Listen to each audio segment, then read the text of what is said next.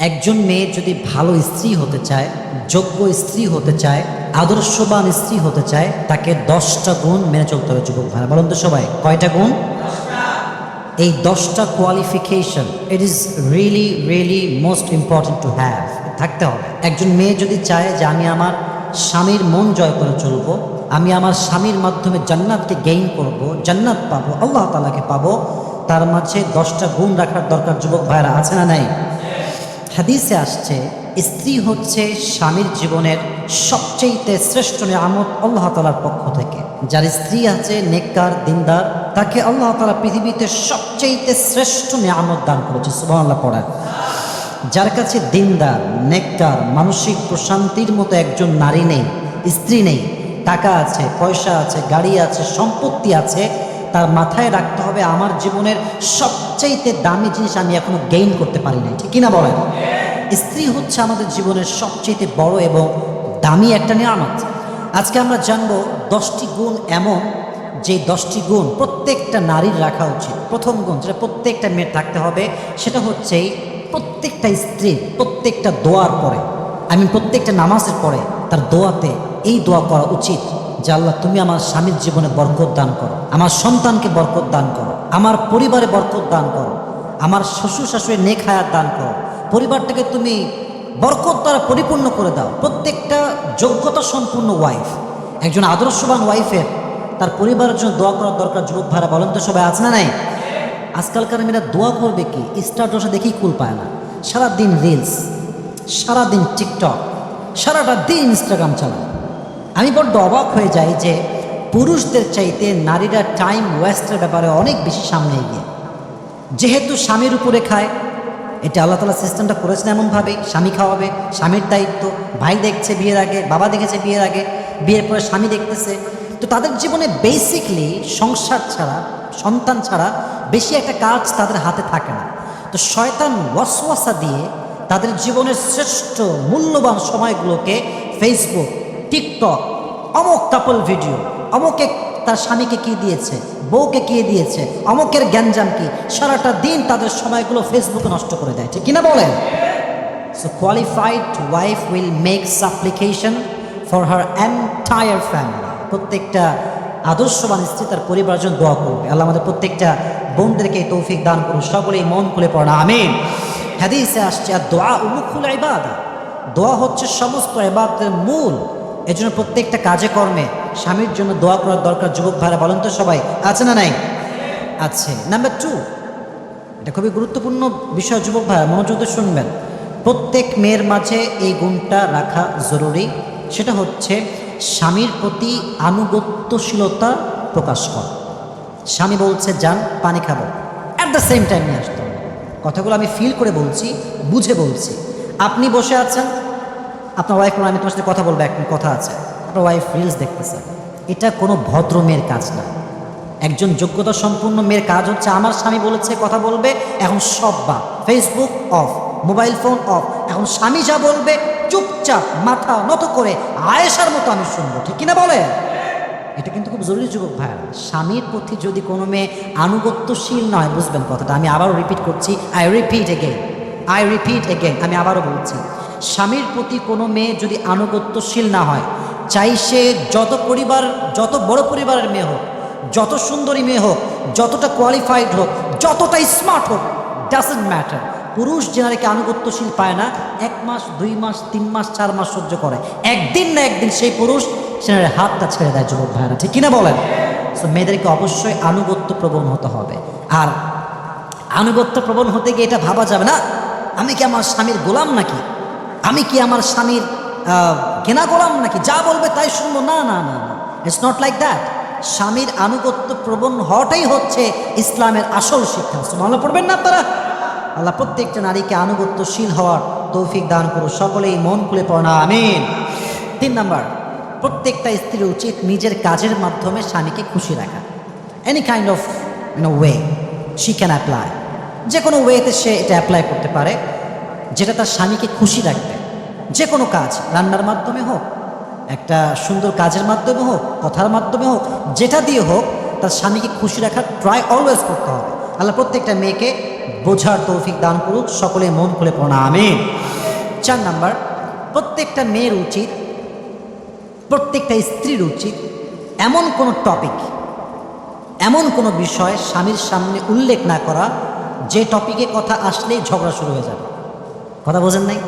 কিছু ম্যাচ দেখবেন খালি খোঁচায়, মানে খালি গিয়ার দেয় আর কি, ঝগড়া লাগানোর জন্য। স্বামী বেচারা বলতে চাচ্ছে না এই বিষয়টা, তাও বউ কিলায় গুতায়, কথা বলে না, তুই না বলে যাবি কোথায়। তো এটা কি হয়, ঝগড়াটা বাড়তে বাড়তে একটা পর্যায়ে গিয়ে ডিভোর্সের পর্যায়ে গড়িয়ে যায়, ঠিক কিনা বলেন? এই জন্য প্রত্যেকটা মেয়ের উচিত ঝগড়ার টপিকটাকে অলওয়েজ অ্যাভয়েড করা। চোখের সামনে কিছু আসলে ঠাস করে রিয়্যাক্ট না করা, ওভার রিয়্যাক্ট না করা। আল্লাহ প্রত্যেকটা মেয়েকে ঝগড়া কিংবা বিবাদ থেকে হেফাজত করো, সকলেই মন খুলে পড়া আমিন। 5 নাম্বার, আপনার স্বামী যদি কোনো ভালো কাজ করে আপনার জন্য, আপনার ভাইয়ের জন্য, আপনার বাবার জন্য, আপনার মায়ের জন্য, you have to appreciate him, please appreciate him. তাকে আপনি অ্যাপ্রিসিয়েট করেন যে জান তুমি এটা করছো, খুব ভালো লাগছে। আমার মা আসছে, তুমি রিসিভ করে নিয়ে আসছো, খুব ভালো লাগছে। আমার মাকে তুমি ড্রপ করে আসলে খুব ভালো লাগছে। অ্যাপ্রিসিয়েট করতে হবে। অ্যাপ্রিসিয়েট করলে কি হবে, স্বামী আরও ভালো কাজ করতে উদ্বুদ্ধ হবে, ঠিক কিনা বলেন? অনেক মেয়ে ভালো কাজ তো কয় না, খালি একটু খুদ পাইলে হয়, তোমারে বিয়ে করে আমার জীবনটা তামা তামা হয়ে গেল, তোমার সংসার খালি আমি বলে করছি, বাপরে কনফার্ম জান্নাতি আসছে কই থেকে, হ্যাঁ? সে বলে সংসার হচ্ছে না, ব্যাপারটা একদম এরকম না। বরং আপনি আপনার স্বামীর যা ভালো পান এটাকে অ্যাপ্রিসিয়েট করেন, দেখবেন আপনার স্বামী আগের চাইতে আরও ভালো হয়ে যাবে, ঠিক কিনা বলেন যুবক ভাইরা? আল্লাহ প্রত্যেকটা মেয়েকে এই গুণটা বজায় রাখার তৌফিক দান করুন, সকলেই পড়া আমিন। 6 নাম্বার, স্বামীর সঙ্গে মাঝে মাঝে আড্ডা দেওয়া। এটা খুব সুন্দর একটা গুণ একজন স্ত্রী। কেমনে আড্ডা দিবেন? কিছু ওয়ে বলতে পারি। বাসার ছাদে যেতে পারেন আড্ডা দেওয়ার জন্য, নর্মালি এমনি কথাবার্তা বললেন, দৃশ্য দেখলেন, বলছেন মাশাআল্লাহ এখানে কত সুন্দর গাছ দেখো, এখানে কত সুন্দর বাড়ি, ওই বাড়িটা খুব সুন্দর দেখো, নর্মালি আড্ডা। অথবা আপনি আপনার সামনে জন্য কফি বানাতে পারেন, চা বানাতে পারেন, সে চা খাচ্ছে, আপনি চা খাচ্ছেন, গল্প করলেন, আড্ডা দেন। আড্ডা দিলে কি হবে, প্রত্যেকটা শব্দ আপনার স্বামীর জন্য আপনি বলবেন, প্রত্যেকটা শব্দে আল্লাহ আপনার জন্য নেকি লিখে দিবেন। সুবহানাল্লাহ পড়ুন সবাই। স্বামী হচ্ছে আপনার জীবনে এত বড় নিয়ামত, স্বামীর চোখে চোখ রাখলেও সব, কথায় কথা বললেও সব, হাতে হাত মিলাইলেও সব। সুবহানাল্লাহ পড়ো সবাই। আল্লাহ প্রত্যেকটা মেয়েকে স্বামীর সঙ্গে আড্ডা দেওয়ার তৌফিক দান করুন, সকলে পড়া আমিন। এবার আসুন 7 নাম্বার, এটা অনেক মেয়েই বোঝে না, স্বামীর সামনে নিজেকে সাজিয়ে গুজিয়ে উপস্থাপন করো।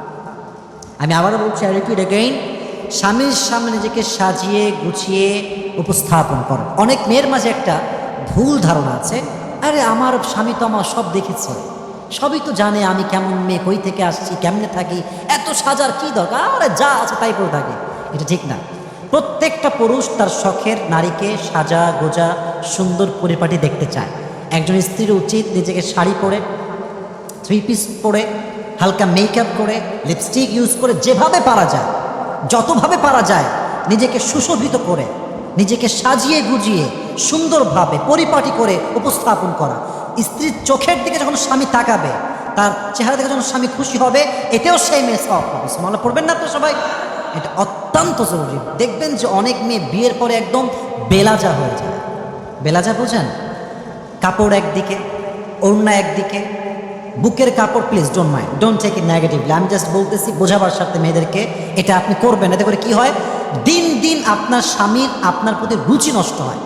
আর একটা পর্যায়ে গিয়ে যখন দেখে যে আমার বউ না আছে সৌন্দর্য, না আছে পরিপাটি, না আছে সুন্দর কোনো শাড়ি পরার গুণ, কিচ্ছু নাই, এতে করে কি হয়, একটা সার্টেন পিরিয়ড পরে সেই যুবক আর এক নারীর মাঝে সুখ খুঁজতে চায়, ঠিক কিনা বলেন?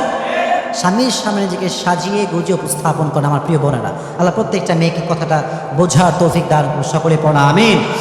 8 নাম্বার, একজন আদর্শবান স্ত্রী কী করবে, জান্নাতি মহিয়সী নারীদের জীবনী পড়বে এবং তাদের জীবনের প্রত্যেকটা গুণ নিজের জীবন ধারণ করবে। আপনি ভাবেন তো, একজন মেয়ে যদি খাদিজার জীবনী পড়ে রাদিয়াল্লাহু তাআলা আনহা, তার জীবনের প্রত্যেকটা গুণ নিজের জীবনে ধারণ করে, এই যুগে তার মতো আদর্শবান স্ত্রী ওয়াইফ আর কেউ কি হতে পারে? আদর্শবান নারীদের গুণ হচ্ছে তারা জান্নাতি নারীদের বৈশিষ্ট্য পড়ে। তাদের গুণ কি ছিল? আয়েশার গুণ কত সুন্দর ছিল, ফাতেমা রাদিয়াল্লাহু তাআলা আনহার গুণ কেমন ছিল, খাদিজা রাদিয়াল্লাহু তাআলা আনহার গুণ কেমন ছিল। এই গুণ যদি প্রত্যেকটা মেয়ে ধারণ করতে পারে, তার জীবনটাকে সুখময় করে দিবে একজন, তিনি কে? 9 নাম্বার, স্বামী যখন কাজ শেষ করে বাসায় আসবে, স্বামীর যত্ন নেন। যত্ন কেমনে নেবেন? স্বামী আসছে, ঘেমে আছে, ঘামটা টিস্যু দিয়ে মুছে দেন, স্বামী বাইরে থেকে কাজ করে আসছে, কাপড় থেকে খুলে জায়গা মতো রেখে দেন, আর একটা কাপড় এনে দেন। স্বামী যদি গোসল করতে যায় এসে আপনি গামছাটা আগায় দেন, শ্যাম্পুটা আগায় দেন, সাবানটা আগায় দেন, যেভাবে হোক পানি দেন, একটু কফি দেন, চা দেন। স্বামী বাসায় আসলে যত্ন করবেন। এতে করে কি হবে, স্বামী বারবার বাসায় আসতে চাইবে, বারবার চাইবে। যেই বউগুলো খাইস্টার জীবনেও যত্ন করে না, ওর স্বামী যদি সকালে বাইরে বের হয় রাত 2টার সময় বাড়িতে আসে। একটা কথা মাথায় রাখবেন, যাদের বউ ভালো, আমি আবারও বলছি, যাদের বউ ভালো তারা মাগরিব পরে বন্ধু বলে, এই বন্ধু থাক, বন্ধু গেলাম, আল্লাহ হাফেজ, বাসা যাবে, অনেক কাজ। আর যার বউ খারাপ, না 2টা বাজে আর বন্ধু যাবে, এই দোস্ত থাকলে থাক, কই যাচ্ছিস না, থাক এখানে। কারণ কি, বউ খারাপ, যাবে না বাড়িতে। এই জন্য বউ ভালো হলে মানুষ বাড়িতে যেতে মন চায়, ঠিক কিনা বলেন যুবক ভাইরা? এই জন্য আমি সবসময় বলি, বউ এবং কাজের জায়গা এমন হওয়া উচিত যেন বারবার যাইতে মনে চায়। যার জীবনে বউ খারাপ আবার চাকরির জায়গাও খারাপ, ওর জীবন এমনিতে জাহান্নাম হয়ে যায়, ঠিক কিনা বলেন? আল্লাহ প্রত্যেকটা নারীকে বাসায় আসার পর স্বামীকে যত্ন করার তৌফিক দান করুক। সকলেই মন খুলে পড়া আমিন। 10 নম্বর, যদি আল্লাহ তাআলা আপনাকে বিশেষ কোনো গুণ দেয়, যেমন একজন মেয়ের কণ্ঠ সুন্দর, সে ভালো গজল গাইতে পারে, ভালো কোরআন পড়তে পারে, এমনি হালাল গান গাইতে পারে, স্বামীকে ইমপ্রেস করে, ওইটা দিয়ে ইমপ্রেস করে।